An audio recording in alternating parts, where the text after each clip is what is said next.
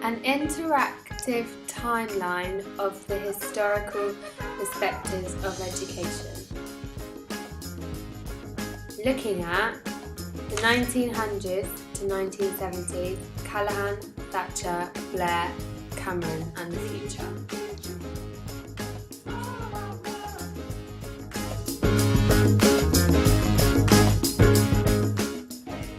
In the 1900s to the 1970s.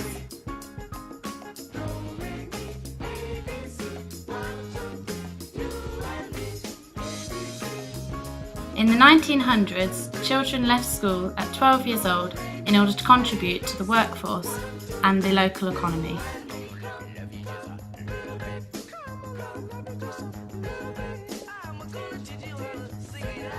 In 1902, Balfour introduced the Education Act. This stated the development of local authority support and public funding towards schools in Britain.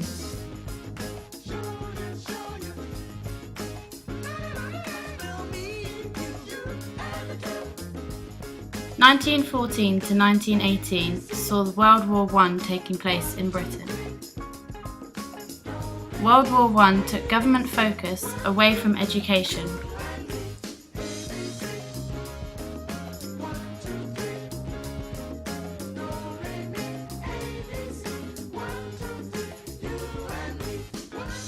Consequently, after World War I, in the 1920s, there was dramatic spending cuts by the government. This meant there was slow social reform in Britain.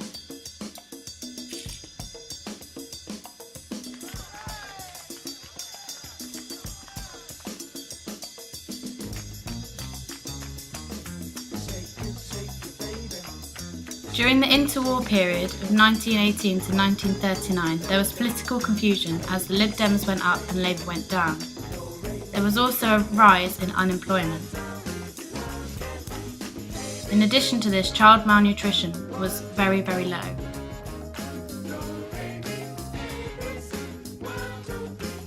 In 1921 saw the introduction of another Education Act by David Lloyd George. This was the Lib Dem and Conservative government. The Education Act saw school leaving age rise to 14.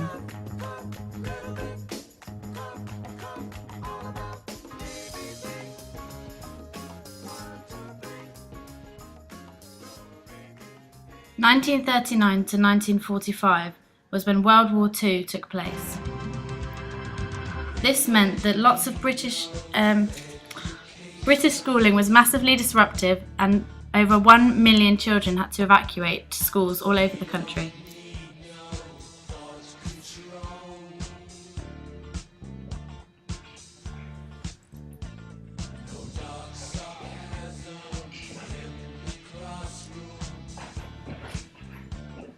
In 1944 saw the introduction of another Education Act by Churchill in the Conservative government. This meant that existing school stages were abolished, and instead of elementary to secondary, it went primary to secondary and then to further education. Curriculum power went to the head teachers and government supports from LEAs.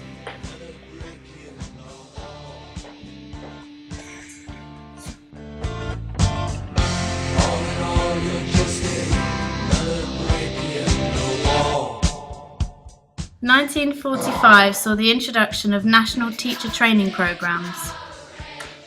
By 1950 there were 53 training colleges opened for teacher training.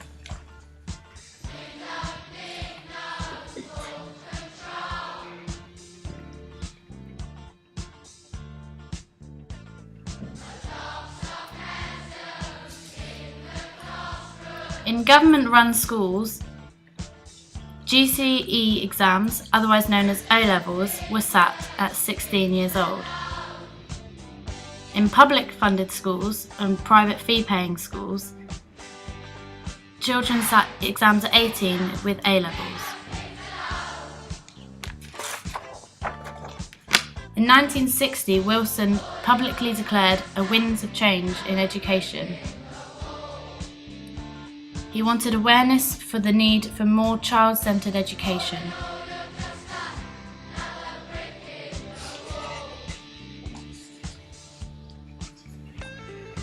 In 1964 saw the government spending more money on education than in defence for the first time ever in British history.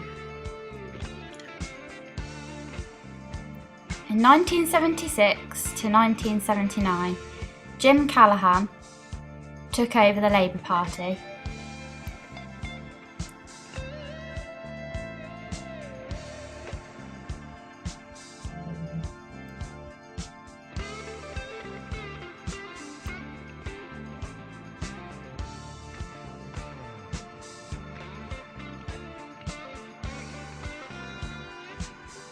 This was during the post-war settlement. Jim Callaghan thought the purpose of education had changed, and it's not just about work, but about catering for the children's personalities.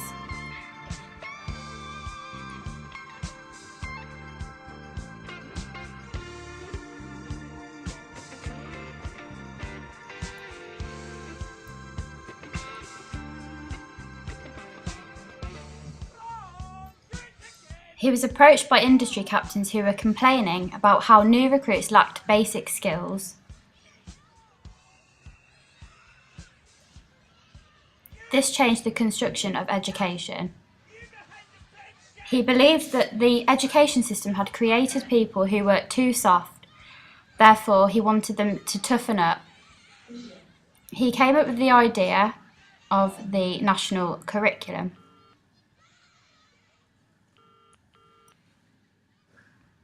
Which was to raise standards in education. Margaret Thatcher became Prime Minister from 1979 to 1990. A member of the Conservative Party, Thatcher brought out probably some of the biggest changes to the education system that we have seen.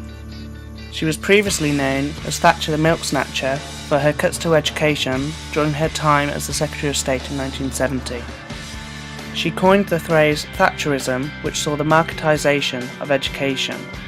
Up until this point, education, in particular the curriculum, was seen as the secret garden where no minister should enter. By 1979, Thatcher declared war on alliés and required them to publish their curriculum policies. This included the paper The School Curriculum in 1981, which was released to set out a detailed approach on how the school curriculum should be followed. These included policies that up until this point were previously free from government control. In 1988, the Education Reform Act was published, which saw the introduction of the national curriculum. This included the expectation of certain knowledge and skills expected by the end of each key stage. It also focused on what should be taught during each key stage. It also stated that every day should start with the collective act of religious worship. This resulted in an extremely content-based curriculum which made project work very difficult and saw teachers become curriculum deliverers rather than curriculum innovators. Ultimately, this reform sought to standardise the content being taught in schools in order to enable universal assessment and allow for league tables so that a free market was created. Did this leave room for any 21st century techniques? Blair's purposes of education included more money being invested in it as a priority, 10,000 more teachers and an increase in the number of TAs. Also, £710 million was invested in new classroom technology. For Blair, the construction of childhood was really important because it saw children as a future investment and it promoted the value of children for the collective future of the country. Specialist school schemes were created and there was a drive to improve computer literacy and extra money in schools for sports. Blair emphasised education, education, education. School funding rose by 48%.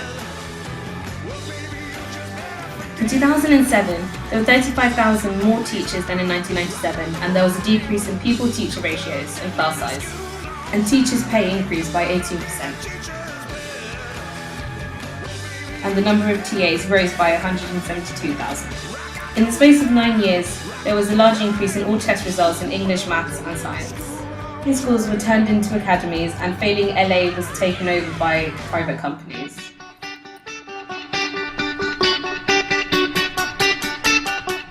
Diane Ray stated that new organisations were now in control of the LA and new schools, colleges and universities were to be built. The secondary education system saw the demise of bog standard comprehensives and disappearance of comprehensives from the English education system. 5% of state secondary schools are now specialist schools. That changes, money and policy would create a better education system. Emphasised a broader role for schools in providing social care, which also blurred the boundaries between education and childcare services, and more breakfast and after-school clubs. 2010 to 2013, David Cameron, Nick Clegg and Michael Gove created the Department for Education. Their future idea is to scrap GCSEs and significantly slim down the national curriculum and the UIFS. Social change became a big society. They gave local control leads to social responsibility, taking care of local schools and libraries, for example. Challenges he highlighted included youth unemployment, family breakdown, and substance misuse. The government proposes for education purposes of investment more money in schools as they will be good for the future, to create a free market within state education which will remove the dead hand of local authority. They want more power to parents of children and more freedom and diversity of choice for parents, their children and their families. Education gives children the tools they need to make a good living and makes them good citizens. We need children to have a first-class education. So what is 21st century education?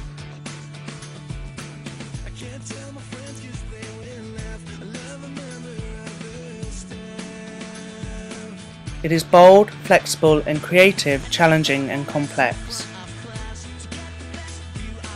and helps to develop 21st century skills for an integrated, project-based curriculum, which includes critical thinking, problem solving, curiosity and imagination, collaborative learning, and oral and written communication. Children today are digital learners or natives whose lives have been immersed in 21st century media and culture. This includes a departure from textbook-driven learning, where schools become the nerve centres with porous walls connecting teachers and students to the community, and the teacher becomes an orchestrator of learning, turning knowledge into wisdom. Social media.